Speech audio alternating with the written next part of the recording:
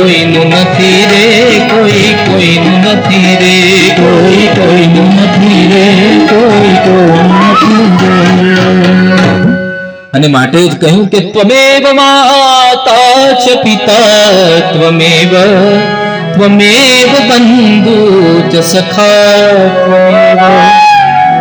ત્વમેવ વિદ્યા દ્રવિણં ત્વમેવ ત્વમેવ સર્વં મમ દેવ. જગતના લોકો તો સાથે નથી આવતા, માટે જ કહ્યું કે પ્રભુ માતા પણ તમે, પિતા પણ તમે, બંધુ પણ તમે, સખા પણ તમે, બધું જ મારું સર્વસ્વ પ્રભુ આપ છો. આંખ ઊંઘડી ગઈ, સંતની સાથે ચાલતો થયો. ગોકર્ણ મહારાજ પણ પોતાના પિતાજીને એ જ ઉપદેશ આપી રહ્યા છે કે પિતાજી, આસક્તિ શું રાખવી? આસક્તિ एक एवी खराब बला है. आसक्ति ऐसी चीज है जो आ तो सकती है लेकिन जा सकती नहीं है. एक बार आ जाए फिर वो जाती नहीं है. धनानि भूमो पसवश्च गोष्ठे भार्या गृहद्वारी जना स्मशाने. વ્યક્તિનો અંત સમય હોય ને તારે પરિસ્થિતિ કેવી હોય? કઈ સાથે આવે છે, કઈ સાથે નથી આવતું. જે પણ કઈ ધન કમાયું છે એ બધું ત્યાંનું ત્યાં રહી જાય છે. ગાડી છે પાર્કિંગમાં જ પડી રહે છે. ભાર્યા ગૃહદ્વારી પત્ની પણ પોતાના ઘરના દરવાજા સુધી જ આવી શકે છે. જના સ્મશાને, જે સાથે આવેલા છે એ માત્ર સ્મશાન સુધી જ આવે છે. આપણને લાગે કે આપણો દેહ તો આપણી સાથે આવે છે, ના, એ પણ ચિતામાં લાકડાની સાથે ભડ ભડ ભડ ભડ ભડ બળી જાય છે. દેહસ ચિતાયામ, જેને બહુ શણગાર્યો છે, બહુ સંવાર્યો છે, એવો આપણો દેહ પણ અંત સમયે અગ્નિમાં બળી જાય છે. તો સાથે શું આવે છે? વિચાર કર્યો છે? કોઈ યાત્રા પ્રવાસમાં જઈએ ને તો સાથે કઈ ભાથું લઈને જતા હોય કે રસ્તામાં માર્ગમાં કઈ જરૂર પડશે, ભાથું સાથે બાંધીને આપણે ચાલતા હોઈએ છીએ. એકાદ બે દિવસના પ્રવાસમાં તો જ્યારે અનંતના પ્રવાસમાં પ્રભુના દ્વારે જ્યારે આપણે જવું હોય તો આપણે એવું કઈ ભાથું બાંધ્યું છે કે ઉપર જઈને આપણને કામ લાગે? આપણે તો એવા બધા પોટલા બાંધ્યા છે કે જે બધા જ પોટલા ખૂબ વજનદાર છે. ઊંચકીને છેક સુધી જઈશું ને ત્યાંથી કહેશે કે આને અહીંયા એન્ટ્રી નથી, પાછા નીચે પડશે. Because man is bundle of desire and desire are endless. માણસની ઈચ્છાઓનો ક્યારે અંત આવતો નથી. સાથે શું આવશે વિચાર્યું છે? ધનાની ભૂમો પસવસ્ય ગોષ્ઠે ભાર્યા ગૃહદ્વારી જના સ્મશાને દેહશ્ચિતાયામ પરલોક માર્ગે કર્માનુગો ગચ્છતિ જીવ એક. ન સગાવાલા, ન સંપત્તિ, ન શરીર. સગા, સંપત્તિ કે શરીર, આ ત્રણેયમાંથી એક પણ સાથે આવશે નહીં. એક જ સાથે આવશે સત્કર્મ અને સત્સંગ. જે સત્કર્મ અને સત્સંગના માધ્યમથી જીવનભર જે પુણ્ય ઉપાર્જિત કર્યું હશે અને એ જ પુણ્ય તમારી ને મારી સાથે ઉપર સુધી આવશે. બાકી બધું અહીં ને અહીં રહી જશે. આપણે પ્રયત્ન ને મહેનત એના માટે કરીએ છીએ કે જે સાથે નથી આવવાનું. જે સાથે આવવાનું છે એના માટે કોઈ પ્રયત્ન ખરા? 7 દિવસ કથા સાંભળીને આપણે પુણ્યના ઠેલા ભરી લેવાના છે? ના. જો એવું થતું હોત ને તો લોકો ઘણા ઠેલા ફરી લેત, પણ એવું બનતું નથી. અહીંથી કથા તો અહીંથી ટન ભર થાય છે, ટન ભર કથા થાય છે. એમાંથી મણભર શ્રવણ પણ થાય છે, પણ એમાંથી કદાચ તલભર જીવનમાં ઉતરે ને તો મનુષ્યનું કલ્યાણ છે.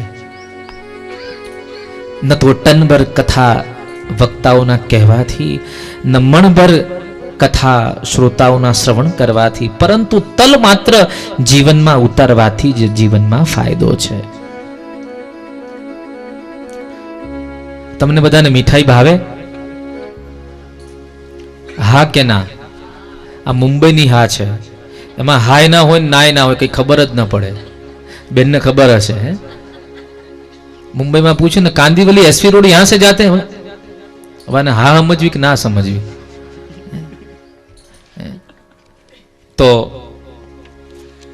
હું તમને બધાને અહીંયાથી નામ બોલાવું, તમે બધા બોલજો. બોલો પેંડા, બરફી, બોલો તો ખરા. હા હા નહીં, બોલો બરફી, જલેબી, ઘૂઘરા, ઘેબર, મૈસૂર, મઠડી, મોહનથાળ, બુંદી. કેટલાનો સ્વાદ આવ્યો? કોઈને એકાદ હવે ના આવે? 1000 પદાર્થના નામ અહીંયાથી બોલાવું ને તમે રાત સુધી બોલો, એમાંના એક પણ પદાર્થનો સ્વાદ તમને નહીં આવે. પણ કદાચ આ બધા જ પદાર્થમાંથી એકાદ બુંદીનો દાણો નાનકડો જો મુખમાં જશે ને તો ચોક્કસ એનો સ્વાદ આવશે. એમ ભાગવત કથામાં તમે આવો છો, અહીંથી તો ઘણી બધી વાતો અને કથાનકો તમને સાંભળવા મળે છે, પણ તમને અસર એ જ કરશે જે તમે જીવનમાં અંદર ઉતારશો. બાકી તો બધું ત્યાંનું ત્યાં જ છે. કર્માનુગો ગચ્છતિ જીવ એક, સત્કર્મ એ જ સાથે આવવાનું છે. પણ ઉપર જઈએ છે ને ત્યારે પરમાત્મા પૂછે છે કે તને માનવ દેહ મેં આપ્યો તો ને તે જગતમાં જઈને કોઈનું આંસુ લૂછ્યું તું? ત્યારે માણસ કહેશે કે ગેંગે ફેંફે હે શું? ત્યારે જવાબ નહીં આપી શકાય. કબૂતરોનું ઘૂ ઘૂ ઘૂ, ચકલા ઉંદર છું છું છું, ઘુવડ સમો ઘુઘવાટા કરતો આ માનવ ઘુરકે હું હું હું અભિમાનમાં અને અહંકારમાં આખી જિંદગી આમને આમ ચાલી ગઈ.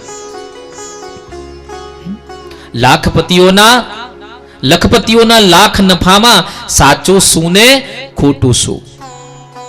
પણ અંતે જ્યારે ઉપર જઈશું ને ત્યારે ભગવાન પૂછશે કે કોઈનું આંસુ લૂછ્યું છું? તારે ગેંગે ફેંફે હે શું શું શું પૂછ્યું? તો જવાબની તૈયારી કરજો. ઉત્તર તો ઘણા છે, તૈયાર કરી લેજો. પરમાત્મા જ્યારે પ્રશ્ન કરશે ને, અને એ કૃષ્ણના પ્રશ્ન ખૂબ વિકટ હોય છે, અને જ્યારે એ પ્રશ્નમાં આપણે ઉત્તર આપી શકીએ ત્યારે સમજો કે માનવ દેહ લઈને આવ્યા તો આ આયખારો સિદ્ધ નહીં. આપણે બી જીવીએ છીએ ને પશુઓ પણ જીવે છે. ફરક એટલો છે, એમને 4 પગ છે ને આપણે 2 પગ છે. આહાર નિદ્રા ભયમૈથુનંચ સામાન્યમેતત પશુભિર નરાણામ. હા, બધા જ આ પશુઓ અને પક્ષીઓ પહોંચી ગયા બ્રહ્માજી પાસે. બ્રહ્માજીને જઈને કીધું કે સૃષ્ટિ કોણે બનાવી? બ્રહ્માજી કે મેં બનાવી. બોલ્યા માણસને કોણે બનાવ્યો? બ્રહ્માજી કે મેં બનાવ્યો. અમને બધાને કોણે બનાવ્યા? બ્રહ્માજી કે મેં જ બનાવ્યા. જલચર, સ્થલચર, નભચર, ખેચર, ભૂચર, આ બધી સૃષ્ટિ મેં જ બનાવી છે. બોલે અમને તમારાથી ફરિયાદ છે. શું ફરિયાદ છે? લોકો એમ કહે છે કે બ્રહ્માજી આપની આ સૃષ્ટિની રચનામાં ઉત્કૃષ્ટ કોઈ રચના હોય તો એ માનવ છે. આ સાચી નહીં? હા, કહે તો ક્યારે પણ ઉદાહરણ આપવાની વાત હોય, ઉપમા આપવાની વાત આવે ત્યારે ઉપમા અમારી આપવામાં આવે છે પશુઓની અને પક્ષીઓની, તો અમારાથી માનવ ચઢિયા તો કેમ? સ્વરૂપની વાત આવે તો મોરના પીછા જેવો રૂપાળો. ચતુરાઈની વાત આવે તો શિયાળની વાત આવે, શિયાળ જેવી ચતુરાઈ. વફાદારીની વાત આવે તો કહે કે શ્વાન જેવી વફાદારી. દરેકમાં ઉપમા અમારી અપાય છે ને છતાંય માનવ કેમ અમારાથી ઉત્તમ? અને ત્યારે બ્રહ્માજીએ કહ્યું કે ખાવું, પીવું, સૂવું, રહેવું આ બધું તમારામાં અને મનુષ્યમાં સમાન છે, પણ એક ગુણ વિશેષ માણસમાં છે, એનાથી તે ઓળખાય છે. જે દિવસે માનવમાંથી એ લાક્ષણિકતા ચાલી ગઈ ને પછી તમારામાં અને એમાં કોઈ ફરક રહેશે નહીં. બોલે કઈ લાક્ષણિકતા? તો કહે છે કે આહાર નિંદ્રા ભયમૈથુનંચ સામાન્યમેતત પશુબિર નરાણામ. હવે કહે છે કે ધર્મો હિ તેષામ અધિકો વિશેષ. ધર્મ કરવાની સૂઝ, સત્કર્મ કરવાની સમજ જે મેં માનવમાં આપી છે ને એ તમારામાં નથી ને. જે દિવસે માનવ આ ધર્મ કર્મ સત્કર્મથી વિમુખ થશે અને માત્ર ભોગ ભોગવતો રહેશે, એ દિવસે માનવ ને પશુમાં કોઈ ભેદ નહીં રહે, સમાન થઈ જશે.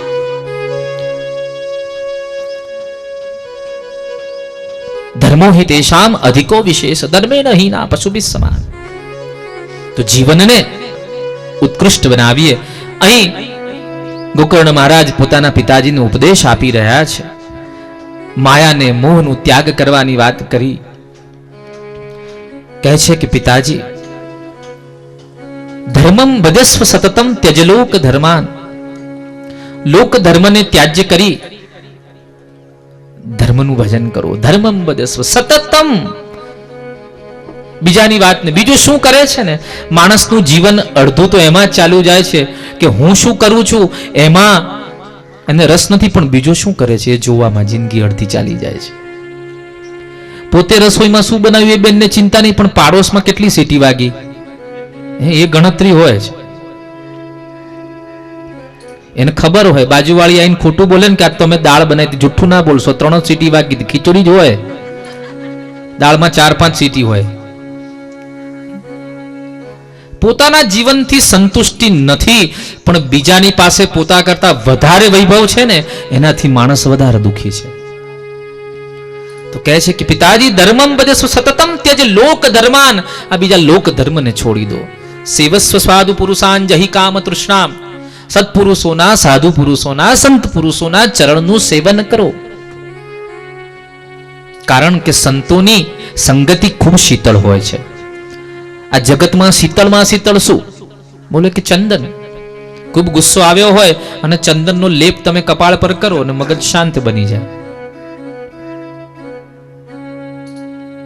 બોલે ચંદનથી શીતળ. ચંદનમ શીતલમ લોકે ચંદનાદ અપી ચંદ્રમા. એનાથી શીતળ કોણ છે તો કે ચંદ્રમા છે. પૂર્ણિમાની રાતે અગાશીમાં બેઠા હોઈએ, કલાક સુધી ચંદ્રમાના દર્શન કરો તો મનને શાંતિ મળે છે, મનમાંથી ઉદ્વેગ ચાલ્યા જાય છે. ચંદનથી શીતળ ચંદ્રમા છે. ચંદનમ શીતલમ લોકે ચંદનાદ અપી ચંદ્રમા. બોલે અને ચંદન અને ચંદ્રમા કરતા વધારે શીતળતા ક્યાં છે? ચંદ્ર ચંદન યોર મધ્યે શીતલા સાધુ સંગતિ. ચંદ્ર અને ચંદ્રમાંથી પણ વિશેષ શીતળતા ક્યાંક હોય તો સાધુ પુરુષોની સંગતિમાં છે, સજ્જનોના સંપર્કમાં છે, સત્પુરુષોના ચરણના સેવનમાં છે. તો માટે સેવસ્વ સાધુ પુરુષાન જહિ કામ તૃષ્ણા. અન્યસ્ય દોષ ગુણ, બીજાના દોષ અને ગુણ જોવાનું મૂકી દો. અન્યસ્ય દોષ ગુણ ચિંતન માસુ મુક્તવા સેવા કથા રસમહો નિતરામ પીબત્વમ. સતત પ્રભુની સેવા અને પ્રભુના ગુણગાન ગાઈ અને વનમાં જઈ અને શ્રીમદ ભાગવતજીના 10મ સ્કંદનું પારાયણ કરી પોતાના જીવનનો પિતાજી આપ ઉદ્ધાર કરો. દિવ્ય ગોકર્ણ મહારાજે આ 3 શ્લોકમાં તો જાણે આખા અમૂલ્ય જીવનનો ઉપદેશ આપી દીધો. આ 3 શ્લોક એટલા વિશેષ છે કે આ 3 શ્લોકની ચર્ચા કરવા જઈએ તો 7 દિવસ નીકળી જાય. આપણી પાસે એટલો બધો સમય નથી. તો પિતાજીને ઉપદેશ આપ્યો. પિતાજી વનમાં ચાલ્યા ગયા. હવે ઘરમાં બચ્યા 2, ધુંધુલી અને એનો પુત્ર ધુંધુકારી. ઘરમાં જે પણ કંઈ હતું એ બધું લઈ જાય અને જે પેલી વારાંગનાઓ હતી એને જઈને આપે. એક દિવસ ઘરમાં આવ્યો અને માતાને કહેવા લાગ્યો કે ક્યાં ધન છુપાયું છે માં, કે તને નહીં આપું, અને ત્યાં પોતાની માતાને લાત મારી છે.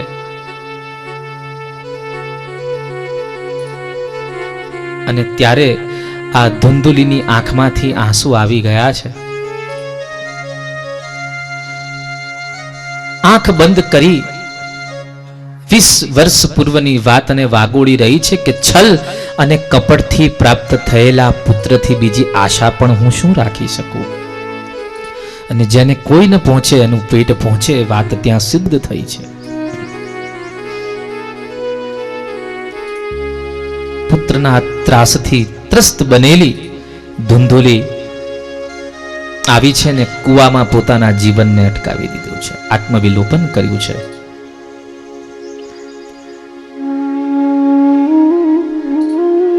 હવે ઘરમાં માત્ર ધુંધુકારી એકલો છે, સ્વચ્છંદ બન્યો છે, વધારે પાપ આચરવા લાગ્યો છે. વારાંગણોના આંગણે ગયો અને બધી વેશ્યાઓ કહેવા લાગી કે હવે તારે અમારા દ્વારે નહીં આવવાનું, તારી પાસે પૈસા નથી, દ્રવ્ય નથી, જ્યારે તું દ્રવ્ય લઈને આવે તો જ અમારો દાદરો ચડજે. ગયો છે રાજાના દ્વારે અને આજે રાજાના દરબારમાં જઈને રાજાનો ખજાનો ચોરીને લઈ આવ્યો છે અને પાંચે વેશ્યાઓને, આ પાંચ વેશ્યાઓ છે કોણ સમજાવે છે? રસ, રૂપ, ગંધ, શબ્દ અને સ્પર્શ. અને એના જ પોષણમાં આ જીવ સતત ઘસાતો જાય છે. આપીને તેના મુખ બંધ કરી દે, લો કેટલી સંપત્તિ જોઈએ છે, રાખો તમારી પાસે. આ બધી જ વારાંગનાઓ વિચાર કરે કે રાજાનો ખજાનો ચોરીને લાવ્યો છે, કદાચ આ પકડાશે તો આને તો ફાંસી થશે અને સાથે સાથે આપણને પણ દંડ મળશે. એવો રસ્તો કરીએ કે આ ધન પણ આપણી પાસે રહે ને આપણે પકડાઈએ પણ નહીં.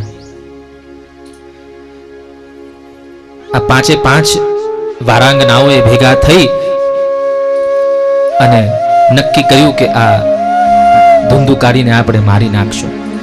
હાથ ને પગ બરાબર બાંધ્યા છે, એનું મુખ દબાવી રહી છે, પણ પ્રાણ જતા નથી, કારણ જીવનમાં ખૂબ પાપ કર્યા છે અને એટલા બધા પાપ કર્યા છે એના કારણે થઈ અને જીવ જતો નથી. અગ્નિમાં તપતા અંગારાઓ લઈને આવ્યા છે અને અંગારાઓ એના મુખમાં મૂક્યા છે. તપતા અંગાર સમૂહાંશ્ચ, એના મુખમાં ધગધગતા અંગારા મૂક્યા છે અને ત્યાં આ ધુંધુકારીના પ્રાણ ચાલ્યા ગયા છે. આ પ્રમાણે અપમૃત્યુ થયું છે, માટે જીવ અવગતિએ ગયો છે. એક દિવસ પોતાના ભાઈ ગોકર્ણ મહારાજ સંધ્યાવંદન કરતા હતા અને જ્યાં સંધ્યાવંદન કરતા હતા ત્યાં અલગ અલગ સ્વરૂપમાં કંઈ દેખાઈ રહ્યું હતું. સકૃદ મેષ, સકૃદ હસ્તે, સકૃદ ચ મહિષો ભવત, સકૃદ ઇન્દ્ર, સકૃદ અગ્નિ, પુનશ્ચ પુરુષો ભવત. ક્યારેક એક ભેંસના સ્વરૂપમાં દેખાય, ક્યારેક હાથી દેખાય, ક્યારેક ઇન્દ્ર દેખાય, ક્યારેક મનુષ્ય દેખાય.